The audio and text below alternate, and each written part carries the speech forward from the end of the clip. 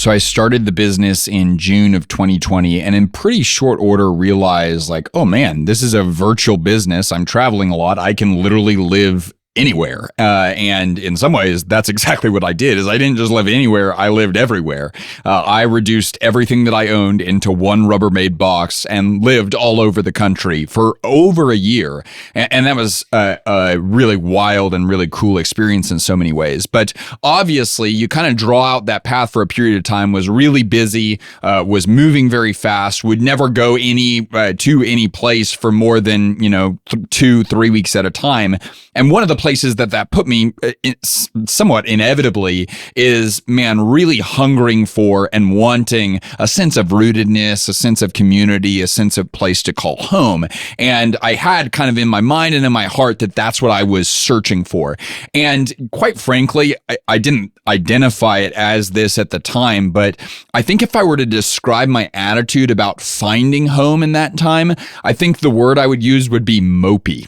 Like I think it was kind of mopey because I would just talk to people and I'd have like all these isms, right? I'd be like, man, I can live anywhere, but I can't live everywhere. So I have to choose somewhere. And it would just kind of be this woe is me, like, man, it's really hard to find home and it's really hard to make really, really good friends. And man, life is really tough whenever I've been a little bit transient for the past couple of years, right? And that's the spot that I was in, but I was also taking action to find a place that I would call home. And it was in that I made the decision to book a month-long Airbnb in Phoenix with the kind of intention of saying, could this place be my home? I had the theory that it could, and now I was going to confirm. And I'll never forget, I was driving from where I was currently in Colorado out here to the Valley of the Sun, and I had a phone call with a guy that's been a mentor of mine now for years. His name's Mike Valentin. He's actually the gentleman that married Aspen and I, and just one of the most brilliant, faithful, passionate, energetic, zealful men I've ever met. I genuinely believe that. And I'll never forget that phone call because it was this really critical juncture where I was coming to Phoenix and was really kind of preparing to see, could this place be home? And he very assertively just said, Alex, listen to me.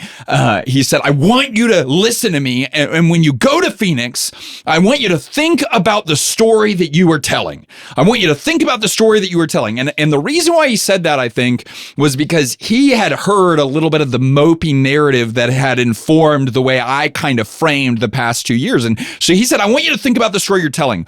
He said, when you go to the coffee shop, when you try out churches, when you meet new people, when you go on hikes and people ask you kind of about what you're doing in Phoenix and why you're there, he said, like, I want you to tell them a great story because people are interested in and love a great story. And he said, I want you to say, man, I have started a business just in the past couple of years and that's been an unbelievable experience and it's given me incredible freedom to be able to live all over the country. And so that's exactly what I've done. I've gotten to see different places and meet so many different people across this nation. And now I'm looking for my forever home. And I have this theory. I have this belief that Phoenix could be my forever home and it's where God has me or he's placing me for the future. And now I'm just here to confirm to see if that's right. He said, I want you to tell a great story. And what's crazy is that nothing about that story that he kind of articulated and in some ways scripted for me wasn't true. It just wasn't the way that I had been framing it up to that point. So that's exactly what I did. I showed up with energy, showed up with passion, showed up with enthusiasm. And I'll never forget one of the places where it really started to click for me is I sat down at an event called First Wednesday at this church here in town. And I sat down at a round table and basically started articulating when people would ask me questions, the narrative that Mike and I had kind of devised together about what's been going on and why I was in Phoenix for this month-long stint. And today I look back and that church that I was at on that random Wednesday evening is now the church that I've gone to for 4 years. Most of the people that were sitting at that table are still close friends of mine that I see on a regular basis at church. And the woman I was sitting next to was a woman named Aspen that I ended up marrying, and now we have a daughter together. Praise God. And what's crazy is I could have sat at that table and had a mopey story that no one would have known how to respond to other than like, I'm so sorry, that's so tough for you. And I probably would have left Phoenix at the end of a month because I would have said, there's nothing for me there. And the principle that I learned that day that has just transformed the way I think about life and leadership ever since is the story you live in is the story you live out. And that's really going to inform this episode and the next episode that we record. What you were doing before you had that conversation was you were telling yourself a false story, which is really what we're talking about. What is a false story? Yeah, I think that's a really good question. It's interesting because it's like there were elements of the story that were true. So maybe the micro elements of it were truth, but the overarching narrative of how it all fit together was false. And that's what we're going to kind of get into in this episode is the macro narratives that we buy into. Is I was articulating all of these individual truths of it's hard to not have a place to live. It's difficult to make big decisions about your future, and it's really challenging to create new friends. Those are things that are all true, but they were embedded in a false narrative. And that's why this can be so sinister and why this content that we're going to walk through, I think, can be so transformative is because the false narrative had a handful of different elements that we'll get more into, but the overarching false narrative is this reality is not a product of my decisions. There's nothing I can do about this reality, and there's no way that these hard things can actually connect to meaning and goodness or can be redeemed for something better. And because I had bought that false narrative, that framed the way that I viewed some of the negative or challenging truths in a way that ultimately was destructive, not constructive. What are some of the narratives that our culture tells us right now in when it comes to false narratives? Yeah, well, the three that we laid out, we did a full keynote talk on this at our most recent in-person experience in Austin. And I was so passionate about delivering this talk because it's something that has changed my life. And I was so excited to share it with the group of leaders that's in the room. And it's why I'm excited for this conversation today. But I think the three that I really wanted to hit home on in that talk, because I see these as being so prevalent for leaders and they're radically different, is heroic adventure, tragedy, and limited luxury. So those are the kind of the three false narratives that a lot of times if I see a leader hitting their lid, a lot of times it's rooted in a bad story. And these are the most common bad stories that I see being played out. Are they all bad? Like, is there anything good that can come out of a false narrative? For sure. That's a good question. There are elements of truth to all of them. Otherwise, we wouldn't believe them, is what I would say. It's just not the whole truth. And very comparable to what we just talked about is like, a lot of times we think because we see things that are micro true, we say, oh, the overarching macro narrative is also true. A lot of times the micro truths do not convey that there's an overarching narrative that is also true, and they need to be recontextualized and repositioned to fall under the umbrella of a true overarching narrative. And you know, I'm going to show my cards here at the beginning. It's not a true overarching narrative. I think it's the true overarching narrative. And that's, you know, I should give credit where it's due. A lot of this concept came from a book that Jim Mullins, who's one of my mentors in this season for business leadership and life, he recommended, and it's by Mike Goheen, who's here in the Valley. And man, we need to get him on this podcast because I bet he'd be down. But it's a book called The Drama of Scripture. And what the drama of scripture says that we're going to get more into in episode 2 or the next episode is that there is a true story of the whole universe, and it is the true story. And that is the overarching narrative through which we should contextualize everything. And that is an absurdly bold claim. What's crazy, though, is the more that my eyes have been open to it, I'm like, I actually believe that. And when you believe it and understand it, it changes the way you literally view and do everything.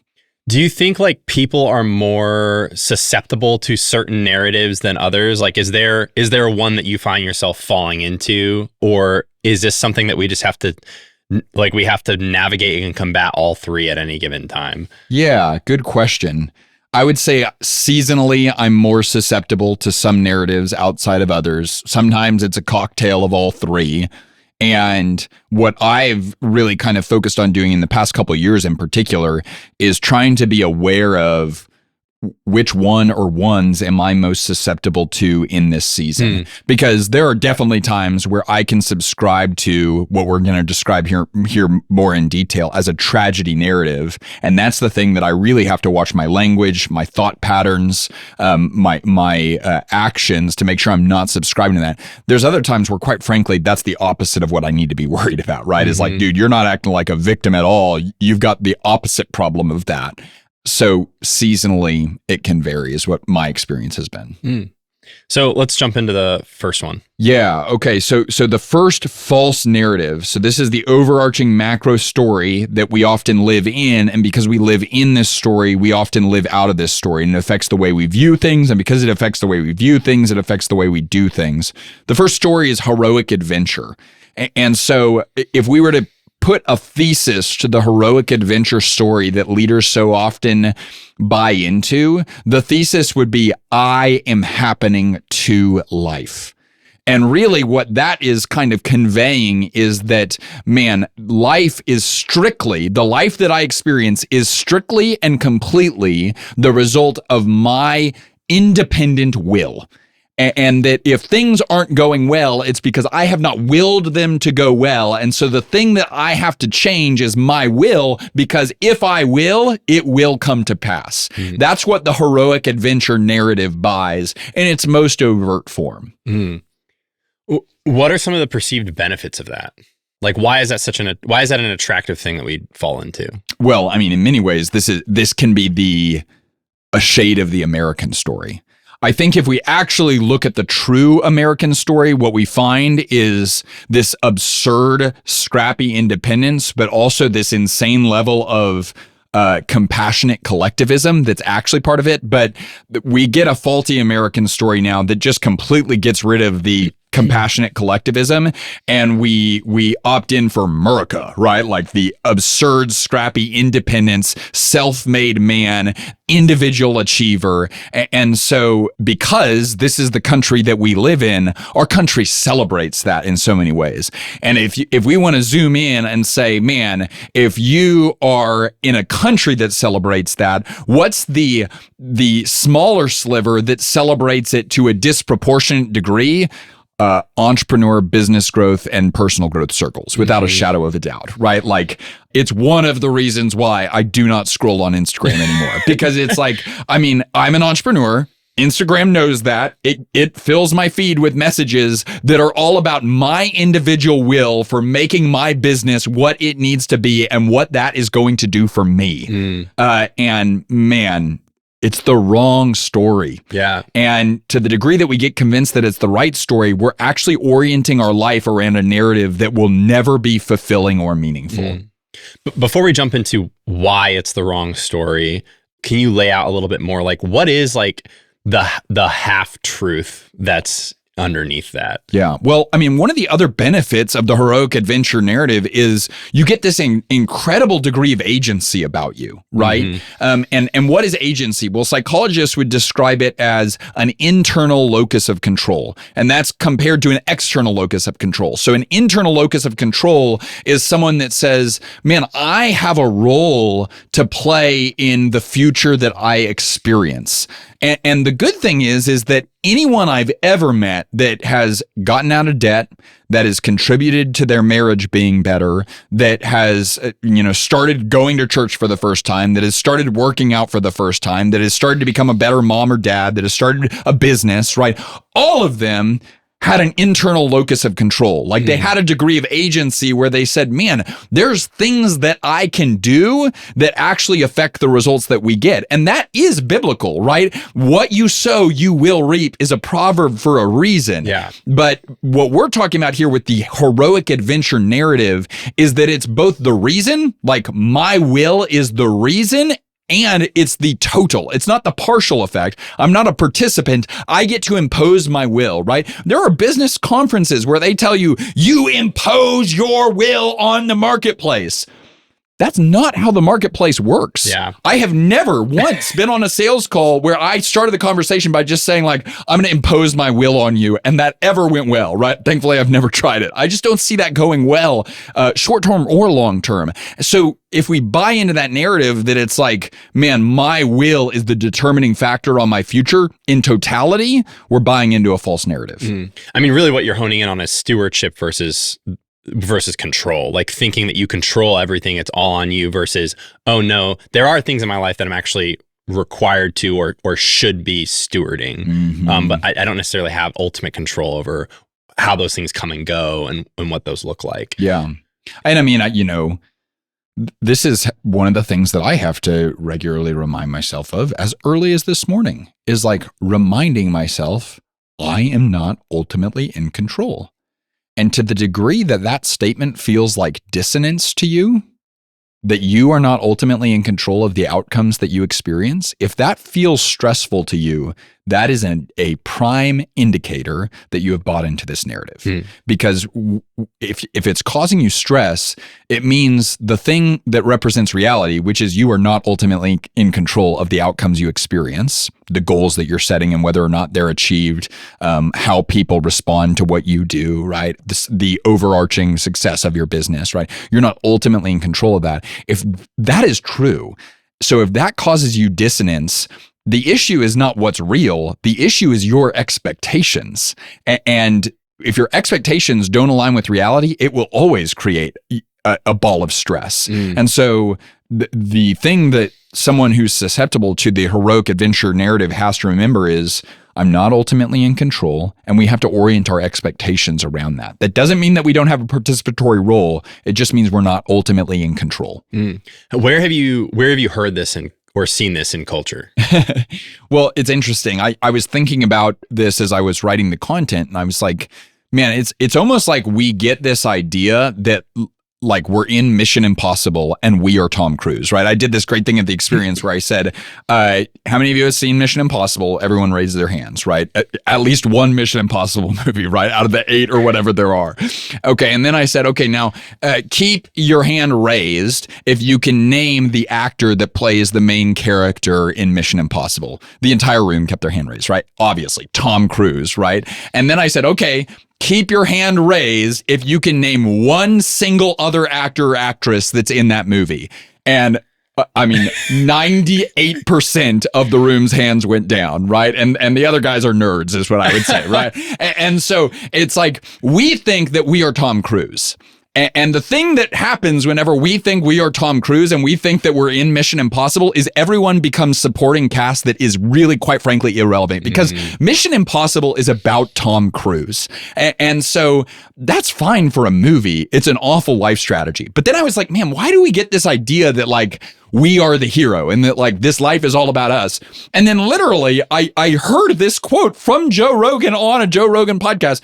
Keep in mind, this is the single most influential podcast voice in the world right now. And this is literally a direct quote. Okay. This is a direct Joe Rogan quote. You are the hero of your own movie. If your life is a movie and you are the hero, what would the hero do right now? Direct quote, word for word, right? And so we wonder, like, where on earth do we get these ideas from? It is part of the air you breathe, the water you swim in, and the day-to-day life that you live. And so unless your mind and heart are filled with the true story, you will adopt the one that is most readily available to you. And if you're listening to that, that will be the one that serves itself up on a silver platter. So when you really like run this out, what are the reasons why this doesn't work? Yeah, I just want to list what we have in the workbook here. You will have an unhealthy need for external approval. There will be an expectation that you are, quote, larger than life, which larger than life can sound like a compliment. You're not actually larger than life, though. So eventually that runs its course. You will struggle to sustainably lead people because of your pace, selfishness, and vanity. You will feel a need to always be on. Relationships will operate as a supporting cast instead of a part of life that is really meaningful and important. And you will disproportionately prioritize activities that feel heroic, right? If I am consumed by the heroic adventure narrative, I have no place to empty the dishwasher, change diapers, or spend time on a Tuesday afternoon just having present conversation with my wife or my friends. I don't, because that's not heroic, right? And so to the degree that we buy into this narrative, those are going to be the things that we struggle with. I feel like the overarching theme in a lot of those is like you're building up this image that is preventing you from being known. Yeah, I think that's absolutely correct. And I mean, we don't have time on this podcast, but it's like I have experienced the negative ramifications of that, and it is not sustainable. Like we know it to be true that it's not sustainable. And so the question is are you going to be humble or are you going to be humbled? And humble humility is to have an accurate viewpoint of oneself. And we can already see the perception that you or others have of yourself as larger than life is literally the opposite of humility. How, because I feel like this can also be sneaky, like because pride is a big part of this, but I feel like some people might go, oh well, I don't feel like prideful, or I don't feel adequate or whatever all the time, but they might actually be living into this a little more than they realize. So we said humility is to have an accurate viewpoint of oneself. Pride is to hold oneself in a high estimation. And it seems fitting that I is at the center of the word pride, right? You're trying to bait me into singing a song right now.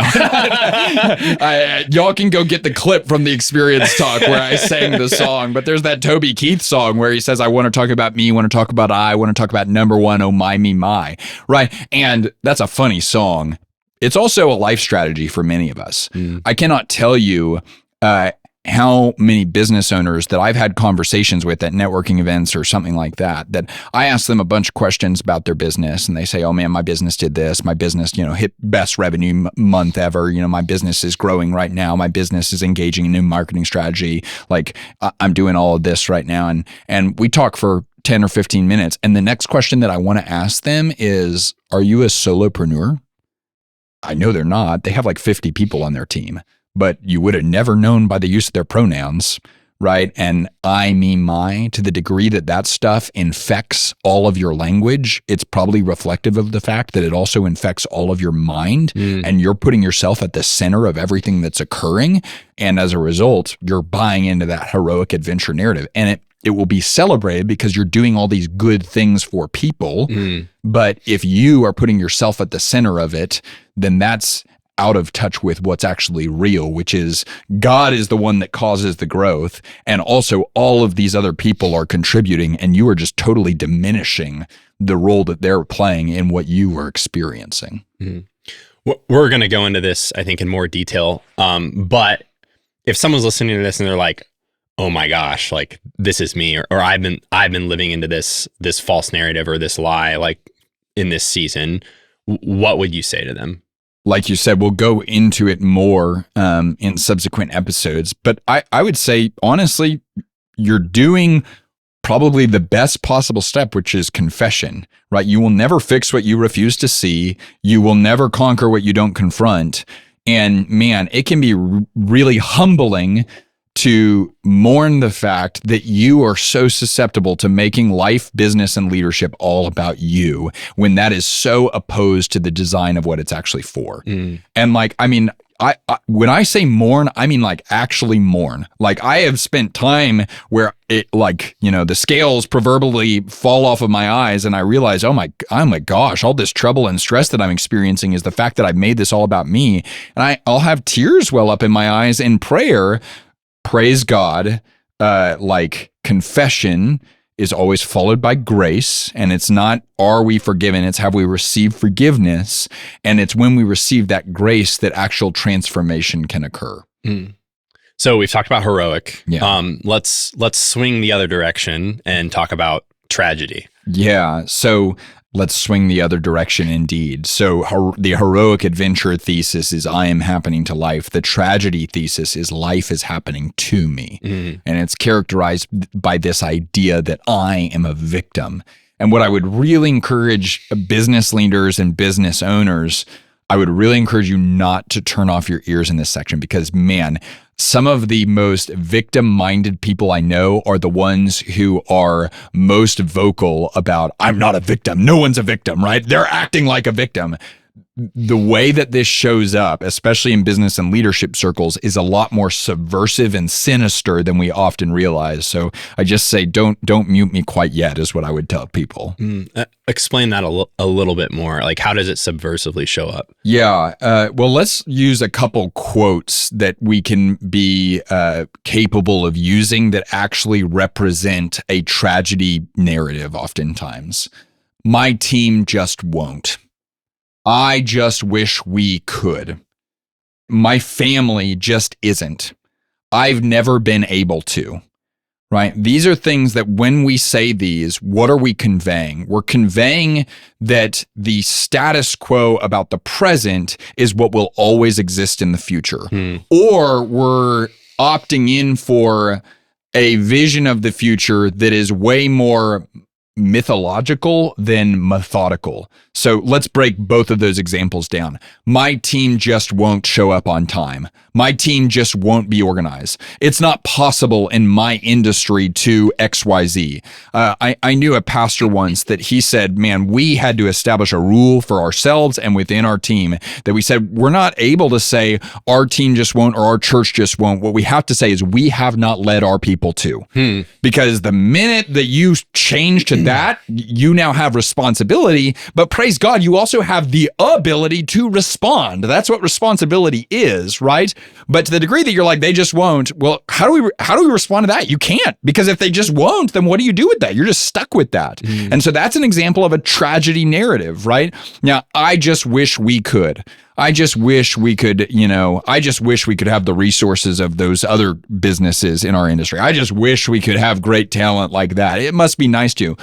Wish is literally a word that we find in fairy tales, right? And to the degree that you are using language like wish or wouldn't it be nice to, or man, it must be nice to, you are basically saying this is something that's not possible for us. It is possible for other people. But the only thing that's going to make it possible for us is luck or something, mythological happening that I have zero input or control over.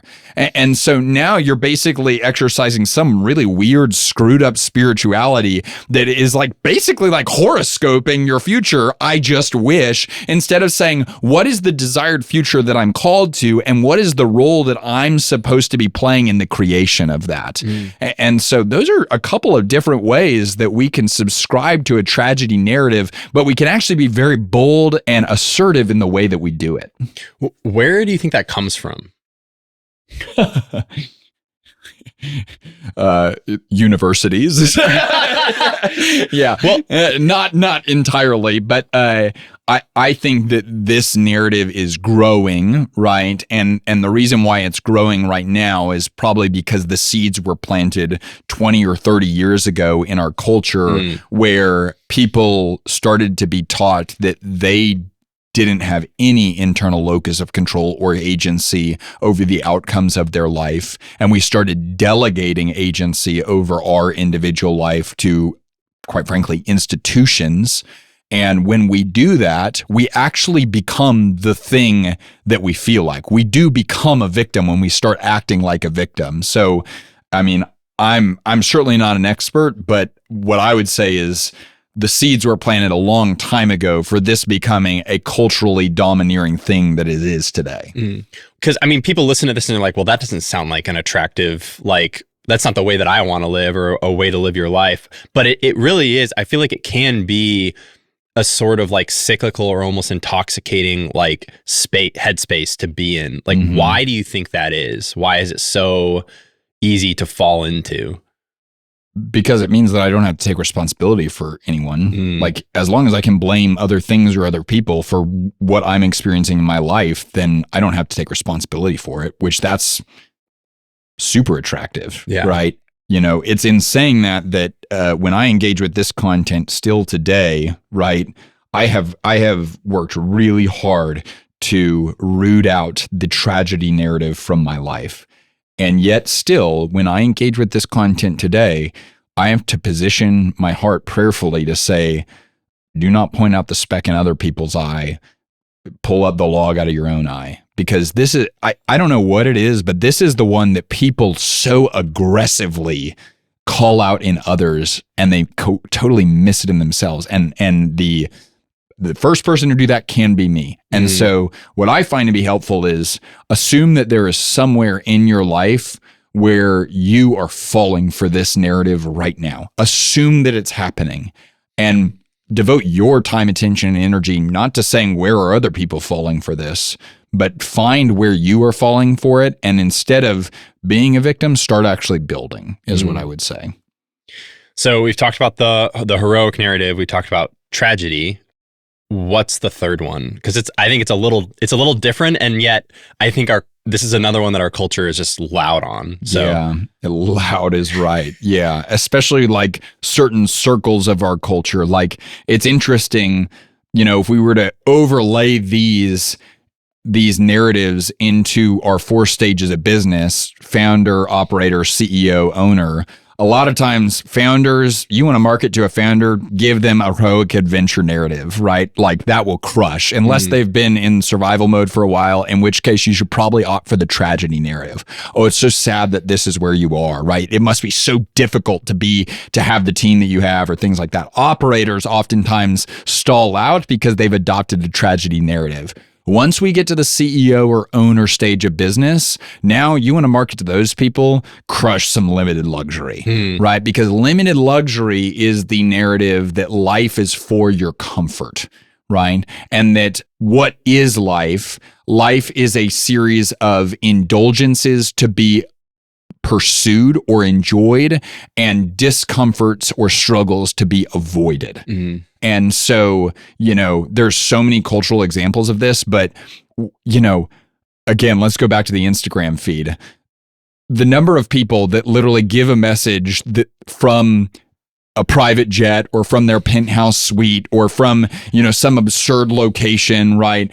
And like, you can just tell the thing that they're selling here is the materials associated with what they're selling. Like they're trying to sell you limited luxury. What they're really like, they might be saying words that have nothing to do with the jet that they're on, but the jet is what they're actually trying to sell you on. And it's this idea that, oh man, life is this series of, again, indulgences to be enjoyed and discomforts to be avoided. I think it can be even more subtle than like a jet. I mean, I look at what comes across my feed when it comes to limited luxury, and I think something that people really value and idolize right now in our culture is like the idea of like this perfectly well-rounded, like balanced, optimized life or routine. It's like I have the perfect job that I enjoy that only takes up a specific amount of time so that I can go out and I can crush my fitness and my health and my whatever goals it is, family, community, travel. Like, I think there's things that just get piled on where maybe, the generation above us would lean more towards like the idea of retirement and security. I think limited luxury for the younger generation right now falls more under experiences and like this idea of freedom. Yeah. So I think that's well said. It can be, this is another one that I feel like can be a little more subtle and it can look different depending on the individual and what they really value. Yeah. And ultimately what we're saying in both of those examples is comfort is the reason. Like whatever you define as comfortable, which can look way different from a 20-year-old to a 60-year-old, but whatever you define as comfort and luxury, that is the reason. Now, don't hear what we're not saying here. We are not saying comfort, luxury, and all those things are bad things. They're not bad things. God gave us good things to be delighted in. They're just a terrible reason. And I think a lot of times we are way more immersed and saturated in messages than we even realize that try to convince us that this is the reason for doing everything that you're doing right now. I mean, how many people do we know that just generally accept the reason why I work is so that I can have that comfortable and luxurious lifestyle in the future, right? And are unashamedly working for that reason. that is not why work was created. Mm-hmm. We'll get more to that in the next episode, but that is a massive departure from why work was actually created, is just for my one day or even current comfort, satisfaction, luxury. And there's incredible problems that come whenever we start to treat comfort like a reason. Yeah. When does this like hit its breaking point? This pursuit has failed for people. I'd be interested to know your thoughts here too. From my perspective, both in my life and observing others, I think it most often hits its breaking point whenever you achieve it. Mm-hmm. And the reason why I say that is because a lot of times you don't even know what it is, right? But then also maybe you do know what it is and you've had insane focus, and then you just realize how empty it is. And then it's this weird thing where you're not aware of everything that you sacrificed to get there until the day that you get it. And then you look back at everything that you sacrificed, Mm-hmm. right? I mean, the number of men that I have talked to that got the exact thing that they hunted for 10 years. And then the minute they got it, that's when their eyes were open to the fact that they were no longer married and their kids wouldn't talk to them anymore. Mm. And it was almost like they didn't even see that as it was happening. It was like, but when they got the thing, that's when they learned it was the case. Limited luxury narrative that ultimately sabotages itself. Yeah, I think that actually is probably a similarity that could surface from both limited luxury and the heroic narrative of like, you have this pursuit or this picture of whatever you want, whether it's comfort that you're idolizing, or like on the heroic side, like achievement being the hero of your story. And then on the other side of that, yeah, just having this moment of like, okay, well, if there isn't a purpose, if there wasn't really a true purpose attached to it, aside from something that was centered on me, like you're just reach the end of that and go, well, cool. Like, exactly. You know? Yeah. So there's a great story about, this is a parable, but it's about a man in a Mexican fishing village, and this big corporate American guy, strong leader, comes and visits this Mexican fishing village just on a vacation. And this American is drinking his coffee every morning, and he sees this fisherman go out in his small little dinghy boat and catch fish. And he fishes from about 6 a.m. to 10 a.m. every single day, comes back, and he has enough fish, food for his family, things like that. And then enough fish to be able to sell so that he can support his family. And then he spends the rest of his time with his family after 10 a.m. And the American sits down with him eventually. He's like, what are you doing? Like, you have so much opportunity here. Let me help you. And the guy goes, what do you mean? And he says, like, if you worked even just a little, you don't have to work too much more, but just a handful more hours, like every single day, you could catch more fish and sell more fish.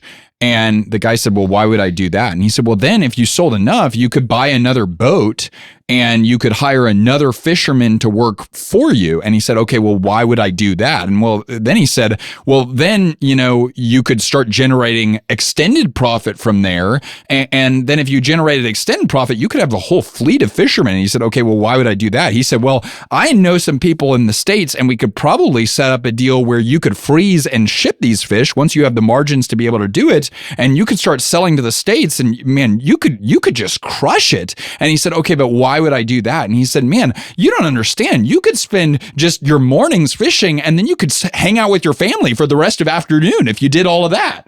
And he's like, that's what I'm doing right now. Right. And I think that story is a simplistic version of what we often do. There's nothing wrong with buying another boat, creating a fleet of fishermen, even shipping fish to another country. Why, though? And if you don't have a reason why, then that growth is just for the sake of growth, and it's ultimately going to be fruitless. So we're going to dive into, I guess, the answer and the narrative that we should be living into in contrast to these. I guess before we close out this episode, though, is there anything that you would like to say as it pertains to these three false narratives? I would just say, look in the mirror, and like we already discussed, assume that you are radically susceptible to one of these, and then define what that is, and then ask yourself or others the question, how does that show up practically in my life? Like, how is that keeping me from the man, the woman, the leader, the Christ follower, the business owner, the leader that God has called me to be? And name those things, confess those things. And then what we're going to focus more on is like replace those false narratives with truth. Thanks, Alex. Thanks, Ben. Hey, y'all, thanks so much for watching. If you want more content like this, we've got some killer stuff planned. So make sure you rate, review, and subscribe. Let's go, let's go, let's go.